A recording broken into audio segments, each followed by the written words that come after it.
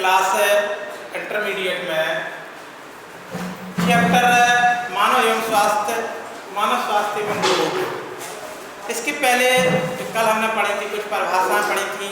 Allergy क्या कहलाती है, कैसे हो जाती है, ठीक। और आगे उसी के आगे टॉपिक है मानव अस्वस्थता के कारण।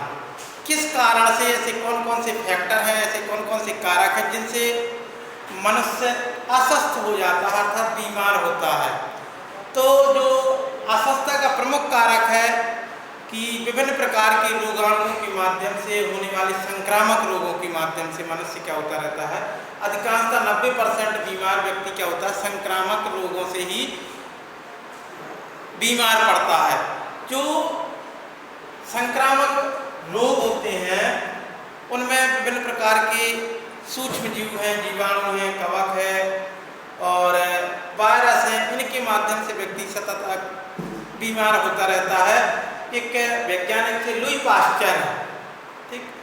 लुई पाश्चर ने रोगों का रोगाणु सिद्धांत प्रस्तुत किया। पूछा जाता है, इसको नोट कर लेना कि रोगों का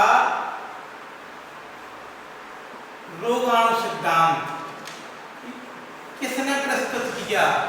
तो रोगों का रोगाणु सिद्धांत लुई पाश्चर ने प्रस्तुत किया। सूक्ष्म जैविकी के जनक भी जाने जाते हैं लुई पाश्चर। उन्होंने रोगाणु का सिद्धांत दिया, ठीक। रोगाणु सिद्धांत में बताया गया कि जो रोगाणु की जो रोग है वो अधिकांशतः विभिन्न प्रकार के वायरसों के माध्यम से या जीवाणुओं के माध्यम से या संक्रामक लक्षणों के माध्यम से फैलते हैं, ठीक। इतना ध्यान रखना कि रोगों का सिद्धांत। अब अस्वस्थता के प्रमुख कारक, ठीक। मनुष्य के अस्वस्थता के कारण उन्हीं को क्या है, कारक क्या है? तो पहला कारक है जो अस्वस्थता का, जो मुख्य रूप से एक का है हम सामाजिक कारक, ठीक। हेडर डालेंगे हम किसी सामाजिक कारक।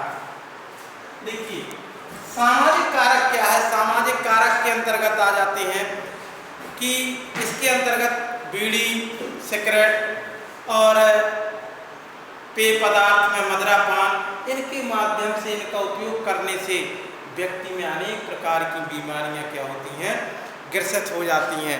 व्यक्ति अनेक प्रकार की बीमारियों से क्या हो जाता है, ग्रसित हो जाता है। वो सामाजिक कारक हैं। समाज में कोई, समाज में 4 लोग बैठे हैं, 5 लोग बैठे हैं, नाते रिश्तेदार आ गए, उनका स्वागत पानी सीधा किससे होता है? गुटखा पानी।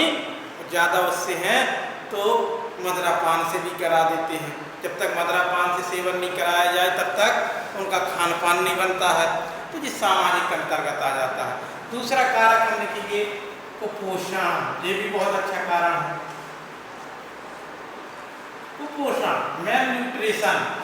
कुपोषण मतलब क्या कहलाता है कि जब व्यक्ति संतुलित आहार नहीं लेता है, उचित भोजन, संतुलित आहार नहीं लेना और पोषक पदार्थों में जो विभिन्न प्रकार के पोषक तत्वों की कमी होना, इसके कारण व्यक्ति रोगग्रसित बना रहता है।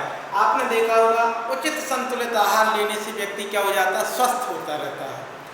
कि जब हम अस्वस्थ, आपने प्रैक्टिकल किया होगा, देखा होगा, जब हम बीमार पड़ जाते हैं, अस्वस्थ हो जाते हैं और उससे उबरने के लिए हम क्या करते हैं, सेब लेंगे समय पर, संतरा भी, जूस भी लेंगे, दूध भी पिएंगे, कई प्रकार के ड्राई फ्रूट्स भी खाने लगेंगे, पालक भी, दाल भी, ये हर चीज़ें खाने लगेंगे। तब देखा होगा हम क्या हो जाते हैं, स्वस्थ हो जाते हैं। उतने समय तो व्यक्ति खाने लगता है, लेकिन अगर उसको हम बराबर दैनिक जीवन में उपयोग में लाते रहें तो हमें अस्वस्थता की श्रेणी में नहीं जाना पड़ेगा।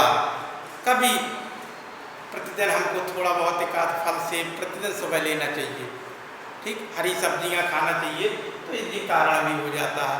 लेकिन व्यक्ति है वैसे तो जब खाता है जब वो बीमार पड़ जाता है, इसके पहले केवल और दुनिया भर के जो खाद्य पदार्थ हैं उनका सेवन करता रहता है। भूख लगेगी, चौराहे में जाकर के समोसा खा लेगा, यही करता है। तो इन सबसे बचना है, ठीक। दूसरा कारक हो गया। तीसरा कारक है जैविक कारक, ठीक। जैविक कारक, जैविक कारक के अंतर्गत जैविक बायोटिक फैक्टर, जैविक कारक के अंतर्गत सीधा है। जैविक कारक में क्या आते हैं? जीव, सूक्ष्म जीव। एक तो वायरस, जीवाणु, कवक, प्रोटोजोवन और परजीवी जंतु ये जैविक कारक के अंतर्गत आते हैं। इनके द्वारा विभिन्न प्रकार के क्या होते हैं, रोग हो जाते हैं।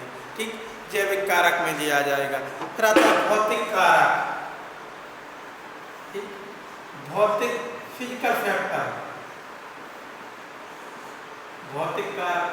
भौतिक कारक के अंतर्गत हमारा रहन सहन है और ज़्यादा वातावरण में अत्यधिक गर्मी, अत्यधिक सर्दी, नमी, इसके कारण व्यक्ति क्या होते रहते हैं, बीमार होते रहते हैं। जैसे अभी टेम्परेचर अत्यधिक गर्मी है, गर्मी के कारण विभिन्न प्रकार की बीमारियां हो जाती हैं। ठीक, उसी समय अगर थोड़ा बहुत मौसम और एकदम से ठंडा हो जाए तो व्यक्ति अपने आप के शरीर की जो है नियंत्रित नहीं कर पाता और बीमार पड़ जाता है। कहने का मतलब बाह्य वातावरण और अंतर वातावरण के बीच शरीर की सामंजस्य नहीं बन पाता, जिससे अनेक प्रकार की बीमारियां होती हैं। जैसे बहुत ज़्यादा गर्मी होगी तो त्वचा संबंधी बीमारियां हो जाती हैं, अनेक प्रकार के चर्म रोग हो जाते हैं। ठीक, बहुत ज़्यादा नमी हुई वातावरण में या घर में ज़्यादा नमी होने से वस्त्रों पर नमी रहेगी, बेडशीट पर नमी रहेगी और कपड़ों में नमी, उससे अनेक प्रकार की वो दाद, खाज, खुजली की समस्या आ जाती है। अनेक प्रकार के ऐसे रोग हो जाते हैं। पांचवें एक कारक और लास्ट पढ़ेंगे, रासायनिक कारक भी है। रासायनिक कारक, केमिकल फैक्टर। रासायनिक कारक के अंतर्गत विभिन्न प्रकार की जहरीली गैस है, विभिन्न प्रकार की रासायनिक पदार्थ हैं, अनेक प्रकार की जहरीली दवाइयाँ हैं।